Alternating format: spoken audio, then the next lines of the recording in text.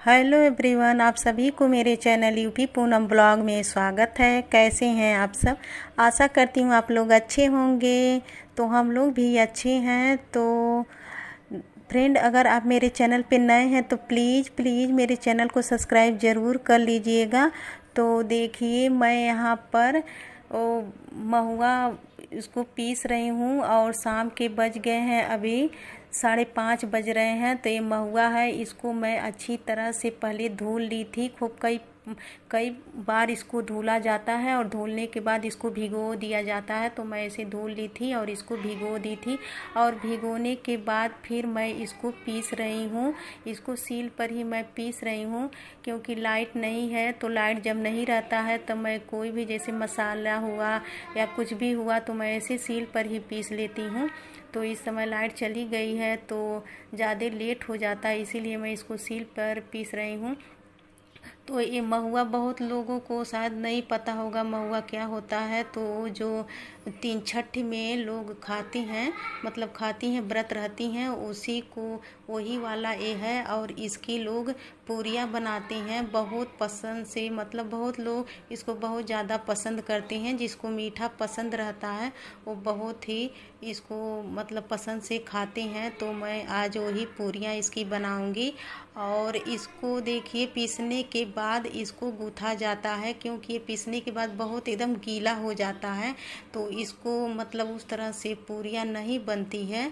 और इसमें गेहूं का आटा मिलाकर इसको अच्छे से गूँथ लिया जाता है। जिस तरह से मतलब रोटी का आटा गूँथा जाता है, उतना ही उसी तरह से इसको गूँथ लिया जाता है, जितना मतलब इसमें आटा लग जाए। इसमें मीठा उठा नहीं डालना पड़ता है, क्योंकि ये तो खुद ही मीठा रहता है। और नहीं तो अगर किसी को ज़्यादा और मीठा चाहिए होता तो बहुत लोग इसमें मीठा मतलब गुड़ को भी बहुत लोग डालते हैं। तो मैं यहाँ पर मीठा नहीं डाल रही हूँ, और गेहूं का आटा ही सिर्फ डाल के इसको अच्छे से मैं गूँथ लूँगी। और इसकी पूरियाँ मैं आज बनाऊँगी। तो इसको गूँथने के बाद फिर मैं गेहूं के आटे को भी गूँथूँगी, क्योंकि उसकी भी पूरियाँ मुझे बनानी है। बच्चे उतना पसंद से इस महुए वाली पूरी को नहीं खाते हैं, तो मैं सादी भी पूरियाँ ऐसे गेहूं के आटे को मैं गूँथ कर बनाऊंगी। तो देखिए, मैं यहाँ पर ये महुआ वाला जो आटा था उसको ऐसे गूँथ कर ऐसे बगल में रख ली हूँ, और यहाँ पर अब मैं गेहूं के आटे को गूँथ रही हूँ। और ऐसे गूँथने के बाद फिर मैं उसके बाद मैं सब्जी काटूंगी। अभी सब्जी भी नहीं काटी हूँ। और इन सबको बनाने में तो बहुत ज़्यादा ही समय लगता है, मतलब 1 आध घंटा तो मुझे लग ही गया था इसकी तैयारी करने में। तो देखिए, मैं दोनों आटों को गूँथ चुकी हूँ और यहाँ पर मैं सब्जियाँ काट रही हूँ। तो सब्जियों में जैसे आलू और प्याज और टमाटर को मैं काट लूँगी, और इसमें मैं सोयाबीन डाल के सब्जी आज बनाऊँगी। सोयाबीन की सब्ज़ी मैं बनाऊंगी पूरी के साथ। बच्चों को सोयाबीन की सब्ज़ी बहुत ही अच्छा लगता है, तो इसीलिए मैं सोयाबीन की सब्ज़ी बनाऊंगी। और देखिए, मैं जैसे पहले आलू को छील कर, मतलब कोई भी सब्ज़ी बनाती हूँ तो उसको पहले छील लेती हूँ, और तब उसके बाद उसको धुलती हूँ, और धुलने के बाद ही काटती हूँ। मैं धुलने से पहले नहीं काटती हूँ कि बाद में धुलूँ, पहले मैं उसको धुल लेती हूँ, तब उसके बाद मैं यहाँ पर काटती हूँ। और प्याज तो हमेशा ही पहले धुल लें तो उसके बाद ही काटें, तो आँख में ज़्यादा लगता नहीं है। तो मैं ऐसे सारी सब्जियों को धुल के उसके बाद देखिए काट रही हूँ। और अब मैं काट भी चुकी हूँ। और देखिए, अब शाम के बज गए हैं, 6:45 बज गए हैं। तो मैं यहाँ पर किचन में आ गई हूँ, और सबसे पहले मैं यहाँ पर महुए की पूड़ी पहले बनाऊंगी। तो इसको बनाने के लिए देखिए, इसे छोटे छोटे इसको पूरियों की तरह बेल के फिर इसको तवे पर ऐसे सेका जाता है, मतलब थोड़ा बहुत इसको सेक लिया जाता है, तब उसके बाद इसको तला जाता है। तो मैं ऐसे सभी को सेक लूँगी, और सेकने के बाद ही फिर मैं इसको तलूँगी। तो मैं यहाँ पर ऐसे देखिए इसी तरह से सेका जाता है पूरा, मतलब पूरा पूरा इसको पकाना नहीं रहता है, ऐसे थोड़ा ही सेकना रहता है और सेकने के बाद ही इसकी पूरियाँ बनाई जाती है। ऐसे सबको यहाँ पे गांव में बनाता है, तो ऐसे मैं भी बना रही हूँ इसको। तो देखिए ऐसे सेक लूँगी, उसके बाद फिर मैं इसको तलूँगी। तो आप लोगों के वहाँ ये पूरियाँ बनाई जाती हैं कि नहीं, कमेंट करके मुझे ज़रूर बताइएगा कि इसको लोग महुए को क्या बोलते हैं और इसको किस तरह से इसकी पूरियाँ बनाई जाती है कि नहीं बनाई जाती है। तो देखिए इसको बनाने के बाद फिर मैं यहाँ पर वो जो वाली पूरी है गेहूं के आटे वाली, वो पूरी मैं बनाऊंगी। अभी तो मैं इसको ऐसे बेल लूँगी, पूरा बेल के ऐसे सेक लूँगी, तब उसके बाद फ्राई करूँगी। तो इधर मैं फ्राई भी करूँगी और जो गेहूं के आटे वाली जो पूरी है उसको मैं ऐसे बेल के रखती भी जाऊँगी।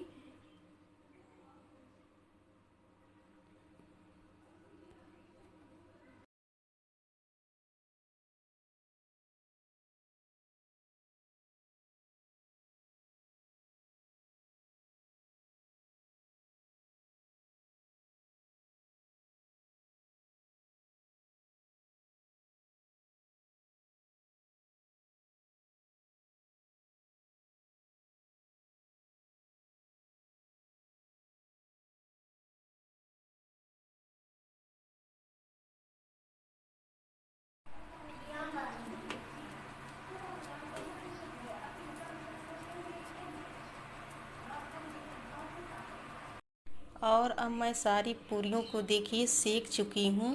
अब मैं इसको तलूँगी। तो इधर कढ़ाई में मैं तेल को पहले ऐसे रख दी थी, तेल खूब अच्छे से गर्म हो गया, खूब अच्छे से गर्म हो जाता है तभी पूरियाँ अच्छे से फूलती हैं। तो तेल मेरा अच्छे से गर्म हो गया था, तो मैं ऐसे पूरियों को अब इसमें तल लूँगी। और इधर मैं पूरियों को तलूँगी भी, और इधर मैं देखिए उसको जो आटा गेहूं का आटा है उसकी पूरियाँ मैं बनाऊंगी। तो उसको भी मैं इधर ऐसे बेल के रख लूँगी, क्योंकि जब ये पूरियाँ बन जाएगी उसके बाद मैं ये गेहूं वाला जो आटे की पूरियाँ है उसको फिर मैं तलूँगी। तो देखिए मैं यहाँ पर ऐसे इसको बना भी रही हूँ। तो आप लोग इस पूरियाँ कभी नहीं बनाए होंगे तो एक बार ज़रूर ट्राई कीजिएगा इसको बना के, मतलब कैसा लगता है।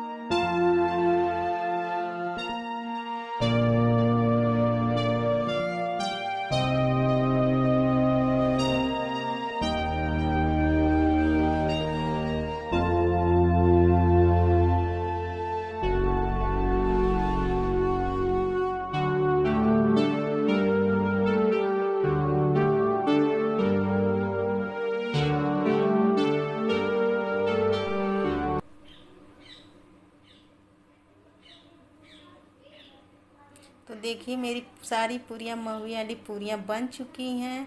और अब मैं देखिए बेल के मैं रखी हुई थी इसको, तो मैं इसको भी ऐसे तल लूँगी। ये गेहूं के आटे वाली पूरियाँ हैं, तो इसको भी ऐसे मैं इसको तल लूँगी, क्योंकि जब मैं उसको तल रही थी महुए वाली पूरी तभी मैं इसको बेल के रख ली थी।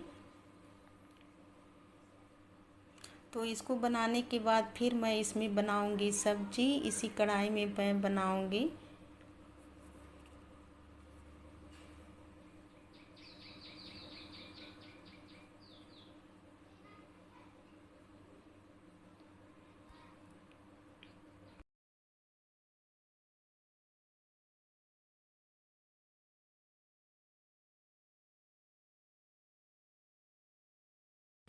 अब और देखिए मेरी सारी पूरियाँ बन के तैयार हो गई है। अब मैं इसमें सब्जी बनाने जा रही हूँ। तो सोयाबीन को मैं भिगो के ऐसे रख दी थी 1 घंटे तक, वो अच्छे से फूल गया है। उसको भिगोने के बाद उसको अच्छे से मैं निचोड़ ली हूँ, उसके पानी को निकाल दी हूँ और फिर मैं यहाँ पर इसको ऐसे फ्राई कर लूँगी। देखिए जब सुनहरा हो जाता है तब इसको निकाला जाता है, तो ये सुनहरा हो जाएगा तब मैं इसके बाद इसको निकाल लूँगी। तो और तेल ज़्यादा है तो तेल को भी मैं निकालूंगी, क्योंकि मेरे यहाँ ज़्यादा लोग तेल नहीं खाते, मतलब पापा जी ज़्यादा तेल पसंद नहीं करते हैं। तो मैं ऐसे तेल ज़्यादा है तो इसको निकाल लूँगी। और निकालने के बाद देखिए निकालने के बाद फिर मैं इसमें तड़का लगाऊंगी पंचफोड़न का। पंचफोड़न में ही 5 चीज़ होता है, जवाइन, मेथी, हींग, जीरा और सौंफ होता है। तो उसी का तड़का मैं लगाती हूँ, बहुत ही टेस्ट अच्छा आता है। कोई भी सब्ज़ी बनाती हूँ तो इसका तड़का मैं लगा लेती हूँ। तो इसको लगाने के बाद मैं इसमें लहसुन को छील के रख ली थी, तो उसको लहसुन को डाल दी हूँ। और लहसुन डालने के बाद फिर मैं इसमें प्याज को डाल के खूब अच्छी तरह से भून लूँगी। तो प्याज मैं डाल दी हूँ और इसमें अब मैं नमक भी डाल दूँगी, क्योंकि नमक जैसे जब मैं प्याज भूनती हूँ तभी ही नमक डाल देती हूँ। और ऐसे पहले नमक डाल देने से प्याज अच्छे से गल जाता है। तो मैं नमक भी डाल दी हूँ और इसको भूनने के बाद फिर मैं मसालों को डालूँगी। तो मसालों में धनिया, जीरा, इसको भी मैं ऐसे पीस के रखी रहती हूँ। तो कभी कभी वैसे मसाला कभी कभी तो मैं मिक्सी में भी मसाले पीस लेती हूँ, लेकिन कभी जब नहीं पीसती हूँ तो ऐसे जो पीस के मैं रखी रहती हूँ उसको ही डालती हूँ। तो धनिया, जीरा और जो गरम मसाला होता है, गरम मसालों में वही छोटी इलायची, बड़ी इलायची, दालचीनी और उसमें मतलब कई मसाले रहते हैं, तो उसको मैं ऐसे पीस के रखी रहती हूँ। तो देखिए मैं सूखा ही मसालों को नहीं डालती हूँ, नहीं तो ऐसे जैसे सूखा मसाला डालने पर वो जल जाता है। तो उसमें सभी मसालों को मैं ऐसे कटोरी में इकट्ठा करके फिर उसमें थोड़ा सा मैं पानी डाल के तब इसको मैं इसमें डालती हूँ और इसको अच्छे से भून लेती हूँ। और इसमें देखिए मैं हल्दी पाउडर भी डाल दी हूँ और मिर्चा मैं पिसा हुआ ये मिर्चा पाउडर था तो उसी को मैं डाली हूँ। कभी कभी तो मैं मिर्चा काट के भी डालती हूँ। और मसालों को भी मैं भून चुकी हूँ। और यहाँ पर अब मैं टमाटर को छोटे छोटे टुकड़े मैं काट ली थी, तो उसको भी मैं डाल के अच्छे से उसको भून लूँगी। और इसको ऐसे मैं कलछी से मसलती हूँ, जब इसको भूनती हूँ तो एकदम अच्छे से मसला जाता है। तो इन सबको भूनने के बाद फिर मैं आलू को भी थोड़ा सा इसमें डाल के भून लूँगी।